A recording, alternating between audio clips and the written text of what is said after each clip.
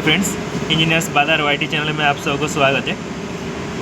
आज हम लोग डिस्कस करेंगे डेनफोर्स ड्राइव का पैरामीटर कैसे सेटिंग करना पड़ता है और एक नया मोटर को रनिंग करवाने के लिए मोटर का नेम प्लेट देख के कैसे पैरामीटर में सेटिंग करते हैं, इसके बारे में डिस्कस करेंगे।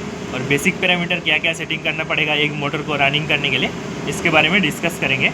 चलिए शुरू करते हैं। देखिए सेटिंग कैसे करते हैं। क्या पहले मेन मेनू, ठीक है, मेन मेनू को आपको 2 बार प्रेस करना है।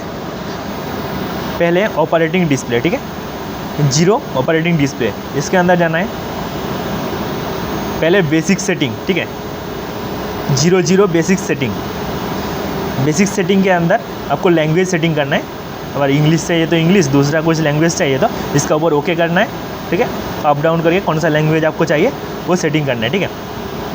लीजिए नेक्स्ट है जो फीडबैक जो है, ठीक है, जो डिस्प्ले का ऊपर आप देखना चाहिए वो आरपीएम में चाहिए कि हार्ट्ज में चाहिए, वो देखने के लिए आरपीएम और हार्ट्ज, ठीक है, इसमें 2 ही ऑप्शन रहता है, एक आरपीएम है और एक हार्ट्ज है, ठीक है। इसको हार्ट्ज करने के लिए ओके दबाइए। अप डाउन करने से अगर हार्ट्ज में करना है तो हार्ट्ज में जाके ओके कर दीजिए, हार्ट्ज हो जाएगा, ठीक है, हार्ट्ज हो गया।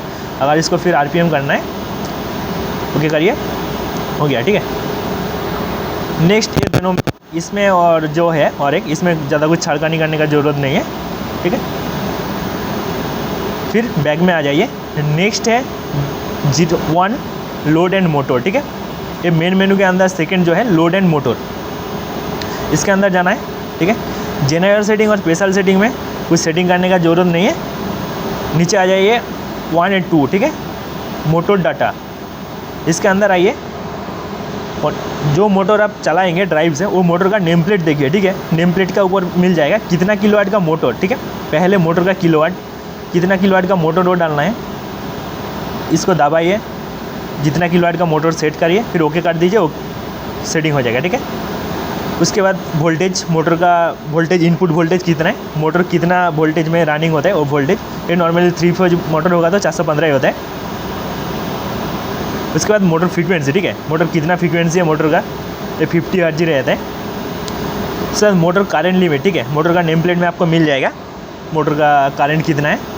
और आरपीएम, ठीक है, आरपीएम भी मोटर का नेम प्लेट में मिल जाएगा।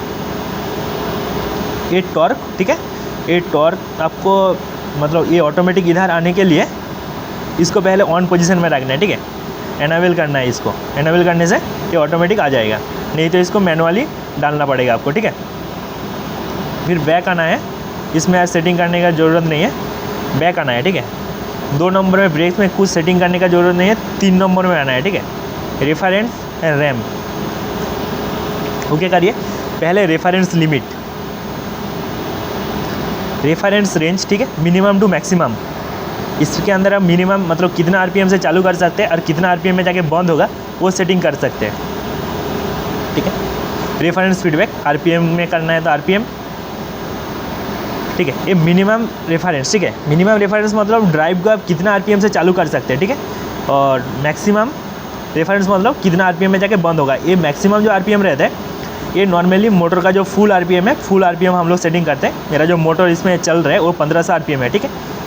और ऊपर में जो था मिनिमम रेफरेंस, मिनिमम रेफरेंस मतलब यही है मोटर को आप कितना आरपीएम में चालू कर सकते हैं। या अगर 0 होगा तो 0 से 1500 आरपीएम तक चालू कर सकते हैं, मतलब 0 से आपको चालू कर सकते हैं आप। मान लीजिए इसको 200 आरपीएम सेट कर दिया, ठीक है, जब मोटर चालू होगा डायरेक्ट 200 आरपीएम से चालू होगा, ठीक है।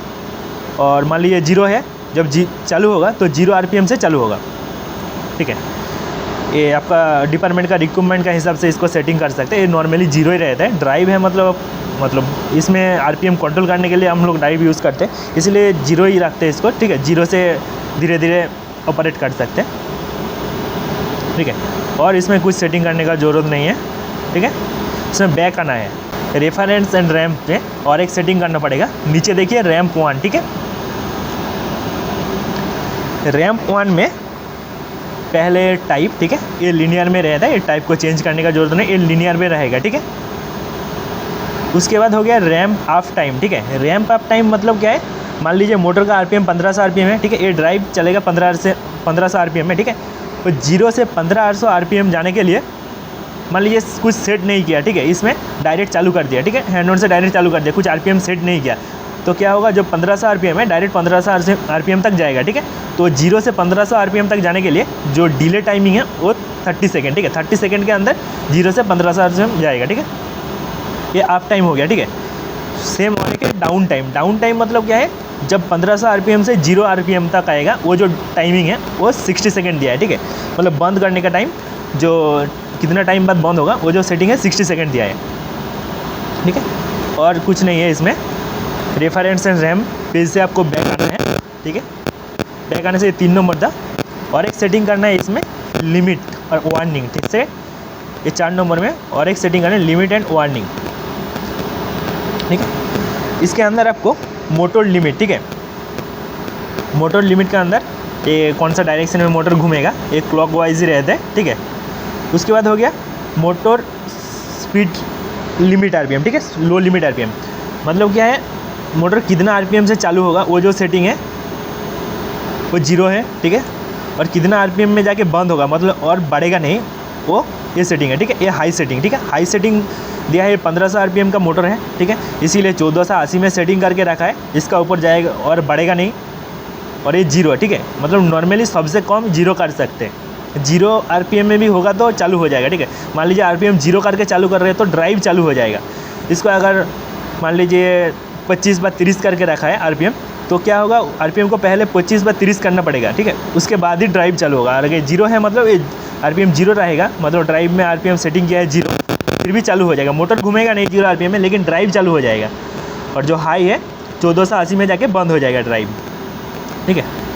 और एक इसमें सेटिंग करते हैं करंट लिमिट सेटिंग, ठीक है। करंट लिमिट कितना करंट जाने के बाद, ये परसेंटेज में सेटिंग होता है, कितना करंट जाने के बाद आप इसको बंद कर सकते हैं। वो जो सेटिंग करते हैं वो नॉर्मली छोटा मोटर होगा तो 70% या 80% में सेटिंग कर सकते हैं। अगर मोटर अगर बड़ा होगा तो 110-120% में सेटिंग कर सकते हैं, ठीक है।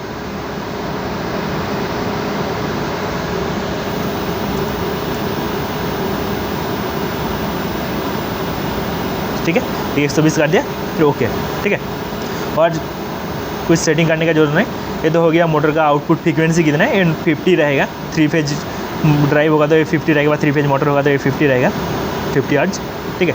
इसमें और कुछ सेटिंग करने का जरूरत नहीं, ठीक है। एक मोटर चलाने के लिए, एक ड्राइव से नया मोटर को चलाने के लिए बस यही सेटिंग काफ़ी है, ठीक है। और सेटिंग करने का जरूरत नहीं है। और तो हो गया digital input, digital output, analog input, analog output, ये PLC को फीडबैक देने के लिए, ठीक है। इसके बारे में भी वीडियो लेके आएंगे, ठीक है। कैसे कनेक्शन रहते हैं, कैसे काम करते हैं, इधर से जो AI जो एनालॉग इनपुट जो फीडबैक देता है, कैसे ड्राइव चालू होता है, ठीक है। ये सब के बारे में भी वीडियो लेके आएंगे, ठीक है। एक मोटर को रन करवाने के लिए, एक नया मोटर को बस यही 4 सेटिंग करना पड़ेगा। पहले है हो गया लोड एंड मोटर सेटिंग, ठीक है, सॉरी। पहले हो गया ऑपरेटिंग एंड डिस्प्ले सेटिंग में लैंग्वेज वगैरह सेटिंग करना पड़ेगा। उसके बाद लोड एंड मोटर के अंदर आपको मोटर का टोटल डाटा सेटिंग करना पड़ेगा। उसके बाद रेफरेंस एंड रैम, ठीक है। रेफरेंस के बाद कितना RPM से मोटर चालू होगा और हाईएस्ट कितना RPM तक जाएगा। और ramp up setting, ramp down setting मतलब क्या है, मतलब जो मोटर का फुल जो RPM है, कितना सेकंड के बाद फुल RPM जाएगा, और बंद होने के टाइम भी फिर कितना सेकंड के बाद 0 RPM होगा, वो सेटिंग हो गया 3 नंबर रेफरेंस और रैम सेटिंग में। और 4 नंबर में हो गया लिमिट वार्निंग, ठीक है। मतलब मोटर का जो ट्रिपिंग सिस्टम जो रहता है, ठीक है, कितना करंट जाने से ट्रिप हो जाएगा, वो सब सेटिंग हो गया 4 नंबर, ठीक है। यही 4 ही सेटिंग करना पड़ेगा आपको एक मोटर को चलाने के लिए, ठीक है।